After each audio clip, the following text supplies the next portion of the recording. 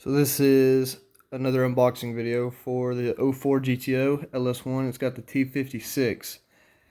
And I'm doing a camshaft upgrade here in the summer, so I decided to go ahead and order a clutch slave cylinder with a new throwout bearing on there.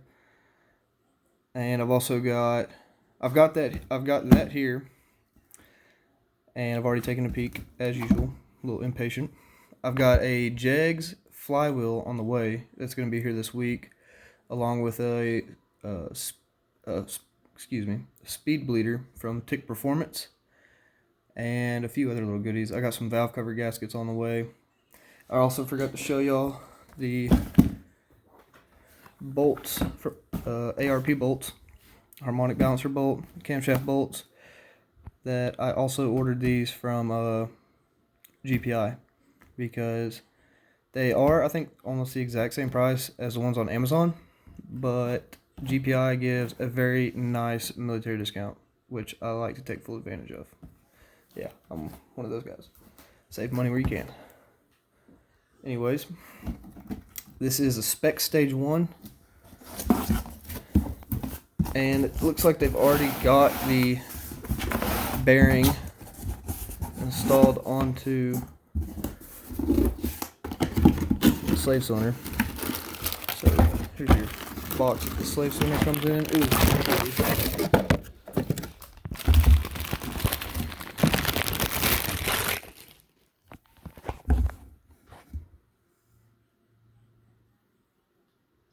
So there's that little plate.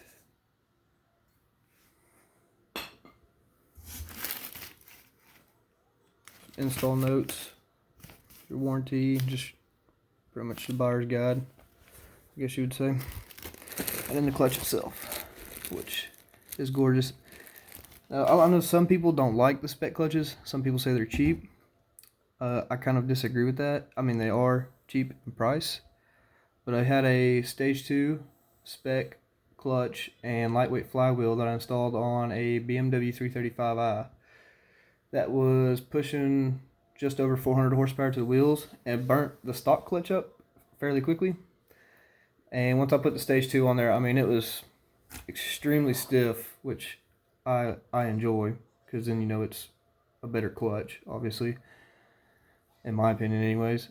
And I literally had no problems out of that clutch. I was like 500 miles to break it in, and so I was easy on it for those 500 miles. After that, I mean, I just gave it hell, and I never had a single problem out of it. And I kind of expect the same out of this one. This one, it was rated for 599 foot-pounds of torque, so I'm guessing it should hold probably just over 600 horsepower, which I'm never probably going to ever achieve on my GTO, since it's a daily driver and I am on a military income, which, as y'all can tell, is not a whole lot, at least not for us enlisted guys.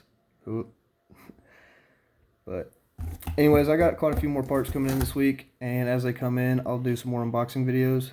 And this is gonna, as long as all the parts come in for the transmission, I got a guy here in Washington who's gonna do the transmission for me, so I can go ahead and get it broke in, and it'll be one less thing to worry about while I'm home, because I'm only gonna be home for like 2 weeks this summer.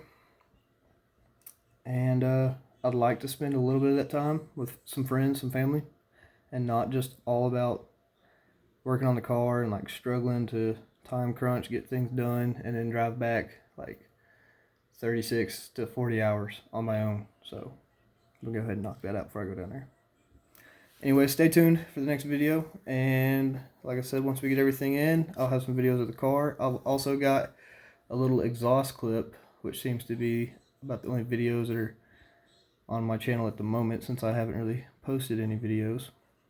But be patient, and there will be more to come. Anyways, appreciate y'all.